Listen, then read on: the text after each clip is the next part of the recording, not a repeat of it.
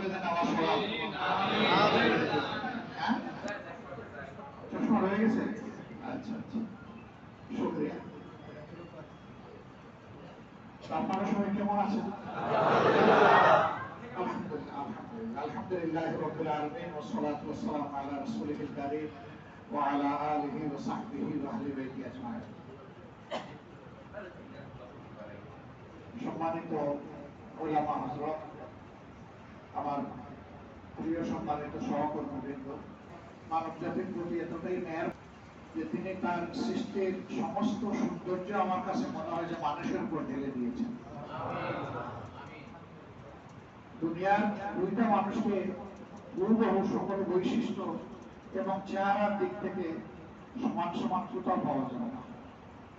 এমনকি আমাদের আঙ্গুলের যে ছাপগুলো আছে, যেটাকে বায়োমেট্রিক হিসাবে নেওয়া হয়, এখন যদি ধরি আমরা দুনিয়া 800 কোটি মানুষ আছে, 800 কোটি মানুষের মধ্য থেকে দুইটা মানুষের আঙ্গুলের ছাপ আল্লাহর কসম কখনো এক হবে না।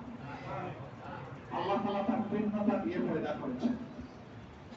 যেমন গঠন শৈলীতে মানুষ ব্যতিক্রমী, ঠিক তেমনি ভাবে মন এবং মননেও মানুষ ব্যতিক্রমী।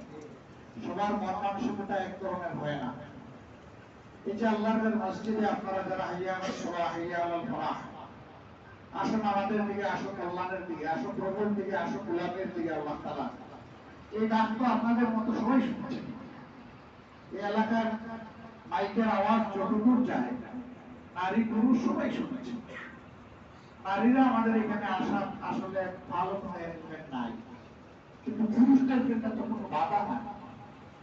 তো যেখানে পুরুষদের জন্য কোনো বাধা নাই, প্রাপ্তবয়স্ক সুস্থ পুরুষ মানুষ যদি সে ইমানদার হয়ে থাকে, তাহলে তো এই ডাকে তার সাড়া দেওয়ার কথা এবং দুনিয়ার সর্বশ্রেষ্ঠ জায়গা আল্লাহর ঘর মসজিদে আসার কথা। মসজিদে এসে বাজামাত ইমাম সাহেবের পিছনে ইক্তেদা করে ওয়াক্তের সালাত আদায় করার কথা।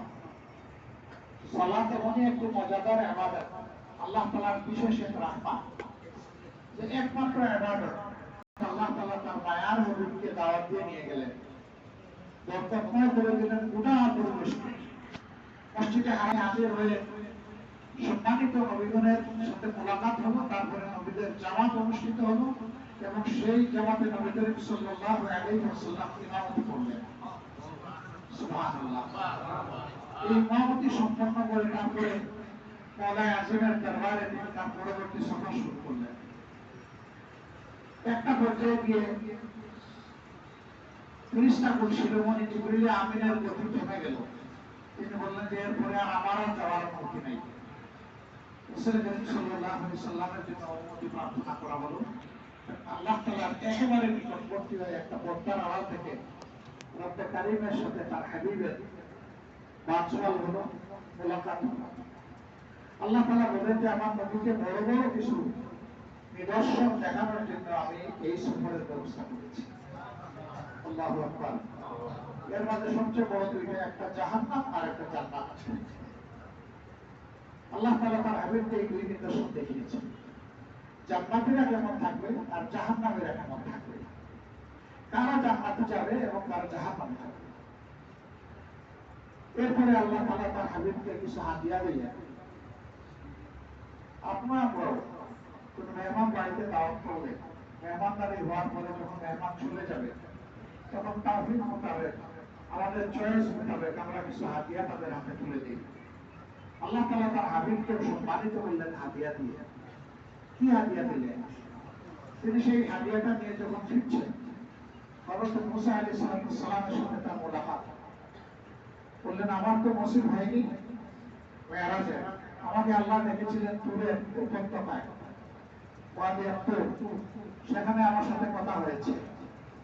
তো আপনার তো নসিব যে আপনি রাফা করে, আল্লাহ আপনার দরজাকে উচ্চ করে, বুলন্দ করে আপনাকে নিয়ে গেছেন তার সঙ্গে করে। তো কি হাদিয়া নিয়ে আসলেন আল্লাহ তাআলার দরবারে? বললেন যে আমার এবং আমার উম্মতের জন্য আল্লাহ তাআলার পক্ষ থেকে 50 ওয়াক্তের নামাজ উপহার দেওয়া হয়েছে। সুবহানাল্লাহ। ভীষণ খুশি আল্লাহ রাসূল, 50 ওয়াক্তের নামাজ। হযরত মুসা আলাইহিস সালাম বললেন, না গো নবী, আপনার উপরে এই ভার বহন করতে পারবে না, আপনি ফিরে যান, আল্লাহ তাআলার দরবারে কিছু কমিয়ে দেওয়ার জন্য আপনি আরজ করেন। তিনি ফিরে গেলেন। এইভাবে বারবার ফিরে গিয়ে শেষ পর্যন্ত 5 ওয়াক্ত এসে ঠেকল। আল্লাহ তাআলা বললেন, তোমাকে প্রথমে যে 50 ওয়াক্ত দিয়েছিলাম সেই 50 ওয়াক্তের ইবাদত করে আপনি এবং আপনার উম্মত যেটুকু উপকৃত হতেন সওয়াব পেতেন আমার পক্ষ থেকে তার বিনিময় পেতেন, এই 5 ওয়াক্তের বিনিময়কে আমি 10 গুণ বাড়িয়ে তা সমান করে দিলাম। এরপরে আবার মুসা আলাইহিস সালাম বললেন যে এটাও পারবে কি? তিনি বললেন, বিনীতভাবে আরজ করি আমাকে আর বলবেন না, আমার খুবই লজ্জা লাগছে, আমি আর আল্লাহ তাআলার দরবারে বিরত দিয়ে আর করতে আবেদন পেশ করতে পারবো না। সেটা নিয়েই তিনি ফিরলেন। মসজিদে হারামের চত্বরে এসে তিনি মানুষকে জানাই দিলেন গোটা মেরাজের সমস্ত বিষয়বস্তু। এখানে কতিপয় হাতে গোনা কয়েকজন মুমিন বান্দা ছিলেন, বাকি সকলেই ছিল মুশরিক। সেই মজলিসে মুজমায় সেখানে আবু জাহাল ছিল। সে তো শুনে রাগে থেকে ফেটে যায় না, অনেকের ওদের করে গালিগালা শুরু করে দিল, সমালোচনা শুরু করল। আর মুমিনদের মনটা মুক্ত উজ্জ্বল হয়ে উঠল। রাসূল করিম সাল্লাল্লাহু আলাইহি ওয়াসাল্লামকে মুমিনগণ জিজ্ঞেস করলেন, হে আল্লাহর হাবিব, মেরাজের এই নিয়ামত তো আমাদের জন্য জুটার কোনো ব্যবস্থা নাই। রাসূল পাক সাল্লাল্লাহু আলাইহি ওয়াসাল্লাম বললেন, আল্লাহ তাআলা আমাকে দাওয়াত দিয়ে নিয়ে আমার উম্মতের জন্য প্রতিদিন 5 বার মেরাজের ব্যবস্থা করে দিয়েছেন। সুবহানাল্লাহ। মেরাজের এই হাদিয়াটা আমি নিয়ে এসেছি। সুতরাং আল্লাহর বান্দারা যখন নামাজে দাঁড়াবে তখন এই ইয়াকিন নিয়ে দাঁড়াবে যে আমি আমার আল্লাহর সাথে কথা বলছি এবং সরাসরি দেখছি। হাদিসে এসেছে রাসূল পাক সাল্লাল্লাহু আলাইহি ওয়াসাল্লাম বলেছেন, সূরা ফাতিহা এটাকে সামাল মাসানি বলা হয়, 7 আয়াতের সূরা। বান্দা যখন প্রত্যেকটি আয়াত তেলাওয়াত করে সাথে সাথে আল্লাহ তাআলা তার জবাব দেন। আল্লাহু আকবার। বান্দা যখন বলে আলহামদুলিল্লাহি রাব্বিল আলামিন, আল্লাহ তাআলা ফেরেশতাদেরকে বলেন, ডেকে বলেন, হামিদানি আবদি, ও ফেরেশতারা তোমরা সাক্ষী থাকো আমার বান্দা আমার প্রশংসা করছে। আল্লাহু আকবার। এই জন্য এই সূরাটা থেমে থেমে তাকবীরের সাথে বিশেষ করে তেলাওয়াত করার জন্য উৎসাহিত করা হয়েছে, তাকিদ দেওয়া হয়েছে, যেহেতু আল্লাহ সরাসরি 7 আয়াতের 7টা জবাব দেন। এখানে তাড়াহুড়া করাটা একেবারেই বেমুনাসিব। সেই মজাদার ইবাদত আলহামদুলিল্লাহ আল্লাহ তাআলা আমাদের যাদেরকে তৌফিক দিয়েছেন যে আমরা এখানে এসে হাজির হই অথবা যেখানেই থাকি পার্শ্ববর্তী মসজিদে গিয়ে হাজির হই, আল্লাহ তাআলা এই সম্মানের মাথাটাকে বলে আল্লাহর সামনে উঠাইয়া তুমি এবং তোমার দরজা সবার চাইতে উত্তম, তোমার চাইতে মহান আর কেউ হয় না। বান্দা এই সময় যখন সিজদায় পড়ে আল্লাহর হাবিব বলেন, মাবুদ আর আবেদ আল্লাহ তাআলা তার গোলামের দরুদের এই সময়টাই সবচেয়ে কম থাকে। আল্লাহ থাকেন সবচেয়ে বান্দার নিকটে যখন বান্দা সিজদায় পড়ে। কত মজাদার না? ইবাদতের মগজ হচ্ছে সালাত বা নামাজ, আর নামাজের মগজ হচ্ছে সিজদা। এই একটা জায়গা যে দুনিয়ার মানুষ চাই থেকে লজ্জিত হয় না, বরঞ্চ পরিতৃপ্ত হয়, প্রশান্তি না। এমনকি সন্তান বাপের কাছে চাইতে অনেক সময় লজ্জা বোধ করে, স্ত্রী স্বামীর কাছে চাইতে লজ্জা বোধ করে, ভাই বোনের কাছে চাইতে লজ্জা বোধ করে। কিন্তু একটা জায়গা এখানে কেউ লজ্জা বোধ করে না, বরঞ্চ অন্তরে পরিতৃপ্তি অনুভব করে যে আমি আমার স্রষ্টার কাছে চাচ্ছি, নিয়ামত প্রার্থনা করছি। আলহামদুলিল্লাহ এই যে মসজিদের ভিতরে সালাত আদায় করার পরে আমরা বসে আছি, এখানে কিন্তু বিশৃঙ্খলা আছে, খেলাধুলা আছে।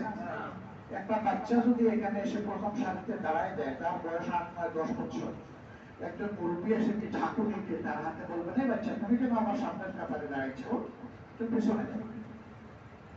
এটা বলার আমাদের কোনো এখতিয়ার আছে? নবী করিম সাল্লাল্লাহু আলাইহি ওয়াসাল্লামের জামাতে এরকম শিশুরাও হাজির হতো। এরকম মায়ার একটা শিশু এসে জাস্ট এখানে একদিন বসে বসছে, উমর ইবনে খাত্তাব রাদিয়াল্লাহু তাআলা আনহু এসে বললেন, বাবু তুমি কি এই জায়গাটা আমার জন্য একটু দয়া করে মায়া করে ছেড়ে দিতে পারো? এই শিশু মজবুত হয়ে বললেন, অবশ্যই, আমার এই জায়গা আমি আপনার জন্য ছাড়ব। তিনি বিস্মিত হয়ে জিজ্ঞেস করলেন, কেন তুমি এত শক্ত হয়ে গেলে, একটু কি আমি জানতে পারি? যে আমি চাই যে যাকে আল্লাহ তাআলা রাহমাতুল লিল আলামিন সমস্ত সৃষ্টির জন্য রহমত হিসেবে দান করেছেন, তিনি নামাজের ইমামতি, নামাজ সমাপ্তে তিনি যখন ডান দিকে সালাম ফেরাবেন তখন তার রহমতের দুটি চোখ যেন আমার দিকে পড়ে। এই জায়গা আমি কিভাবে আপনার জন্য ছেড়ে দেব? তিনি তাকে টেনে নিয়ে বুকে, মাথায়, সব জায়গায় চুমু দিলেন, দিয়ে বললেন, আল্লাহ তোমাকে তাইয়ে হায়াত দান করুন। তিনি রাসূল মুফাসসিরিন হিসেবে খ্যাতি অর্জন করেছিলেন। সমস্ত মুফাসসিরদের সর্দার হযরত আব্দুল্লাহ ইবনে আব্বাস রাদিয়াল্লাহু তাআলা। সূরা নসর যখন নাযিল হলো, ইযা জাআ নাসরুল্লাহি ওয়াল ফাত, আল্লাহ রাসূল সাহাবীদেরকে ডেকে বলতেন, এই সূরা তোমাদেরকে কি বার্তা দিচ্ছে? বিভক্ত সাহাবীরা এক একজন এক একটা মত দিলেন। বেশিরভাগই মত দিলেন যে আমাদেরকে গৌরবপূর্ণ বিজয়ের সুসংবাদ দেওয়া হচ্ছে। চুপ করে বসে আছেন হযরত আব্দুল্লাহ ইবনে আব্বাস। তিনি আহলে রায়দের একমাত্র তরুণ সদস্য, আর বাকি সবাই বয়স্ক। বয়স্করা মাঝে মাঝে একটু অস্বস্তি বোধ করতেন, ওর মতো নাতিপুতা আমাদের আছে, তো ওর মানুষটা হয় না আমাদের সাথে। রাসূল মুহাম্মদ সাল্লাল্লাহু আলাইহি ওয়াসাল্লাম বললেন, আব্দুল্লাহ তুমি তো কিছু বললে না, তোমার নাম কি? তিনি শিশুর মতো ঢাকলে কেঁদে দিলেন। তার দুই চোখের কোণা থেকে টপ টপ করে পানি পড়ে তার দাড়ি ভিজে গেল। কুচা কুচা অল্প দাড়ি ছিল, তার পুরো চেহারা ভিজে গেল, লাল হয়ে গেল, উজ্জ্বল হয়ে গেল তার চেহারা। বললেন, তুমি কাঁদছো কেন? বলে যে, হে রাসূল সাল্লাল্লাহু আলাইহি ওয়াসাল্লাম, আমি যদি বুঝতে ভুল না করে থাকি তাহলে